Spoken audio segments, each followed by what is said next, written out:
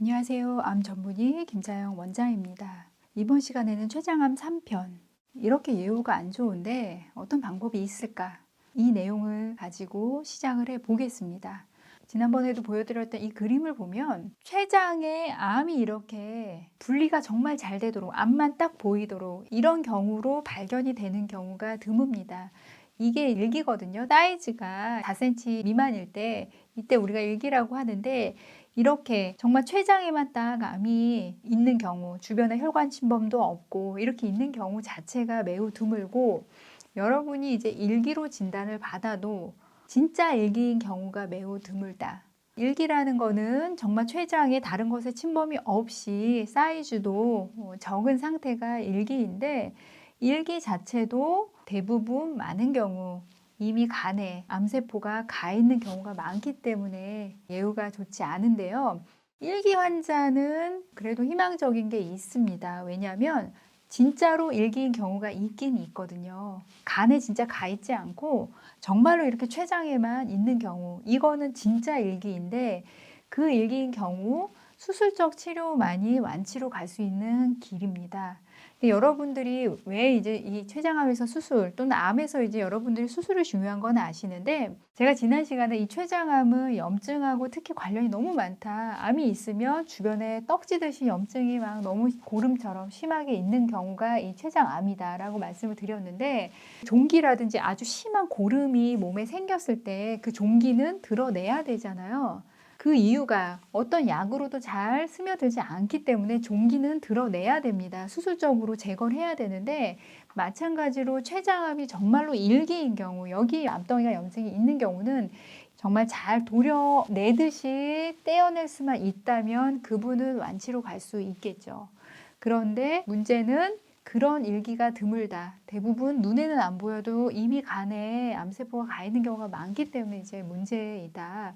그럼 우리가 할 수 있는 방법이 무엇이냐?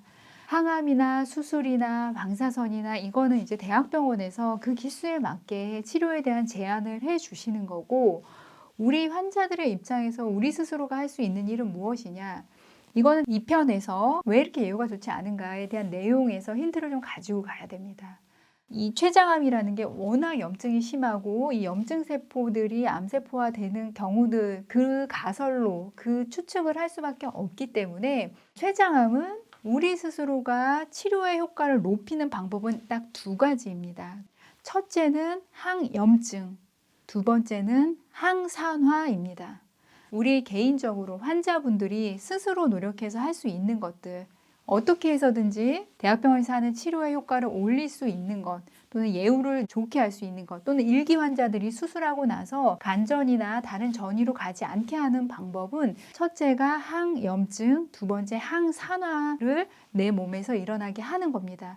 이유가요? 그렇죠. 이 췌장암이라는 게 염증 덩어리다. 그렇기 때문에 염증을 가라앉히면 가라앉힐수록 수술하기도 쉽고 항암제가 들어가기도 쉽습니다. 그래서 항염작용이 너무 중요한데, 우리가 항염작용을 환자분들 스스로 할 수 있는 일은 항염제 약도 있을 거고, 음식과 생활에서 하는 주 목표가, 제가 음식에서 계속 얘기를 했죠. 암 환자들이 음식의 전략을 세워서 가는 이유가 항염증이다.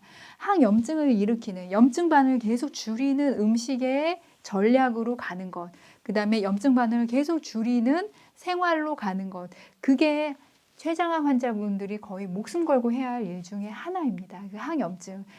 그 다음에 제가 아까 항산화 이야기를 했는데, 이 항산화 반응은요, 항염증하고 사실 동급이에요, 동급. 염증이 많이 나는 곳은 어떤 일이 일어나냐면, 여러분 고름이 나고 염증이 많이 나는 곳은 당연히 산소의 공급이 적겠죠. 그리고 그곳에서는 활성산소, 라디컬 이런 것들이 많이 생길 수밖에 없습니다. 그래서 염증이 심한 곳은 산소가 부족하고 활성산소가 많이 늘어나고, 그 활성산소가 다시 조직을 계속 공격하면서 암성 변성을 계속 일으키는 거기 때문에 내 몸에 항산화 작용이 들어가게 하는 것, 그 활성산소가 줄어들게 하는 방향으로 약과 음식과 생활을 잡고 가는 것, 그것이 췌장암 환자분들이 가지고 갈 수 있는 아주 최적의 전략입니다. 췌장암의 특징 중에 하나가 염증이 너무 심하기 때문에 주변에 너무 염증이 떡져 있고, 그래서 혈관으로 항암제가 들어가기가 너무 어렵다. 그래서도 항암제가 잘 안 듣는 건데, 그러면 암세포들의 입장에서는 암세포도 혈관이 주변에 잘 생성이 안 되면 살기가 어렵거든요. 자기네들도 영양분을 받아야지 사는 거기 때문에. 그런데 이 췌장암의 특성이 어떤 특성이 있냐면, 제가 면역세포가 암세포가 되는 그런 특성도 가지고 있다고 말씀을 드렸잖아요. 이 췌장암 세포들은 혈관에 공급이 없어도 주변 세포를 잡아먹는 성격조차도 가지고 있습니다. 그러면서 증식을 해 나가거든요. 그래서 이 췌장 암세포가 이 주변 세포를 잡아먹는 그 성질도 염증하고 사실 관련이 큰 작용 중에 하나입니다. 그래서 췌장암 환자분들 1기든 2기든 3기든 4기든 환자분들이 취할 수 있는 거, 환자 스스로가 해갈 수 있는 너무도 중요한 전략은 항염증과 항산화 전략이다. 항염증과 항산화 전략을 가져가는 거는 방법이 약도 있을 거고요. 주사제도 있을 거고, 그 다음에 여러분이 먹는 음식과 생활이 너무나도 중요합니다. 근데 특히 1기로 진단받은 분들은 우선은 운이 좋은 경우죠. 1기라는 건 눈에 보이는 게 전이 된 게 전혀 없다라는 뜻인데, 근데 제가 눈에 보이지 않지만 간에 가 있는 경우가 너무 많다, 1기 환자들. 근데 일단 진단 자체에서 운이 좋아서 수술이 가능한 1기 또는 2기로 진단을 받으셨다면 수술 전부터 항염, 항산화 작용이 들어가도록 내 몸을 만든 다음에 수술하고, 수술이 끝나고 나서도 항염증, 항산화 작용을 정말 아주 강력하게 들어갈 수 있는 생활의 전략과 약물 전략이 사실은 들어가야 되는 게 맞습니다. 그다음에 3기나 4기 환자분들, 항암제 주사 치료를 계속 하시는 분들도 이 주사 치료가 계속 들어가려면 주변에 염증이 줄으면 줄을수록 항암제가 더 잘 들을 수밖에 없는 건 사실이에요. 근데 항암 치료를 하시면서 여러분들이 항염작용이 들어가게 하기도 쉽지는 않습니다. 하지만 최대한 노력을 해야겠죠. 그게 어떤 노력이요? 2가지, 항염증, 항산화 작용이 들어가도록 계속 해야 된다. 그것만이 여러분들이 항암이든 수술이든 방사선이든 어떤 치료를 하고 나서 치료 반응도 좋게 하고 치료 효과의 결과를 계속 유지시키는 데 너무 중요한 일이다.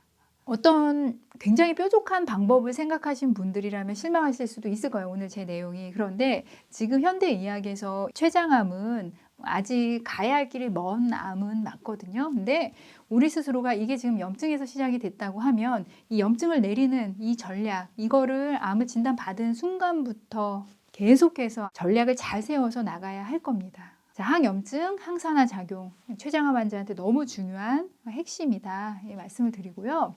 제가 그러면 다음 편 4편에서는 췌장암 환자분들의 소망이 항암을 잘해서 항암 주사로 효과를 본 다음에 많이 줄여서 중입자 치료하는 게 대부분 환자들의 소망이세요. 그래서 다음 편 4편에는 췌장암에서의 중입자 치료, 과연 정말 도움이 되는 치료일까? 또는 어떤 분들이 가능한 것일까? 그런 내용을 위주로 해서 중입자 치료에 관해서 한번 준비를 해 보겠습니다. 지금까지 암 전문의 김자영 원장이었습니다.